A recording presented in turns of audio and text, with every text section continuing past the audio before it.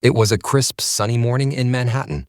Barron Trump, now a poised young man with an understated yet commanding presence, was out for a quiet walk. Dressed casually in a hoodie and jeans, he enjoyed blending into the crowd, away from the spotlight. As he approached a bustling intersection, he noticed an elderly woman struggling with her cane, hesitating at the edge of the crosswalk. Cars zipped past impatiently, and the crowd seemed oblivious. Without a second thought, Barron stepped forward. "Ma'am, may I help you cross?" he asked gently. The woman, dressed in a well-worn but elegant coat, looked up at him, her kind eyes sparkling with gratitude. "Thank you, young man. My legs aren't what they used to be." Taking her arm, Barron carefully guided her across the road, ignoring the honks and hurried pedestrians. Once safely on the other side, the woman smiled warmly. "Thank you, dear. Not many young people take the time to notice these days." "It's no trouble," Barron replied modestly. "Is there anywhere else I can help you get to?" The woman paused, her gaze softening. "I don't want to trouble you, but I was headed to the little cafe around the corner." Barron offered to accompany her, chatting along the way. She spoke about her late husband, her children, and her years working in the city. There was a familiarity in her voice, a warmth that felt oddly comforting. When they reached the cafe, the woman invited him to join her for tea. Barron hesitated but felt compelled to accept. Inside, the staff greeted her with unusual deference, addressing her as Mrs. Mitchell.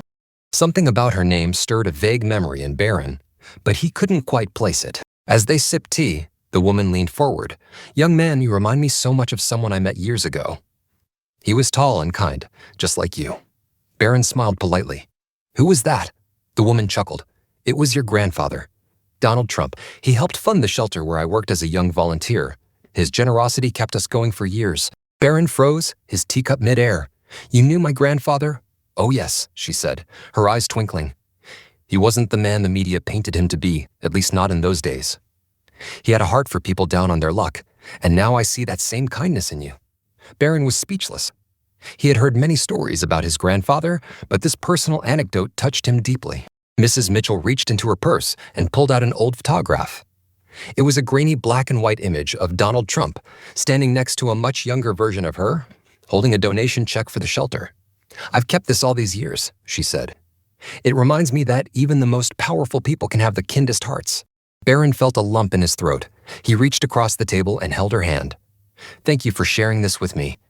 It means more than you know." As they parted ways, Barron couldn't shake the feeling that fate had led him to that intersection.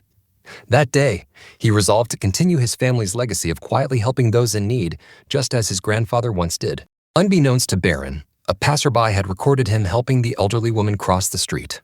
When the video surfaced online, it quickly went viral. People were moved by his humility and kindness, with the hashtag #LikeGrandfatherLikeGrandson trending worldwide.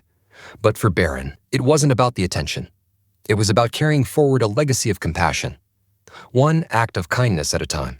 Don't forget to subscribe for more inspiring stories, and let's create a ripple of kindness together.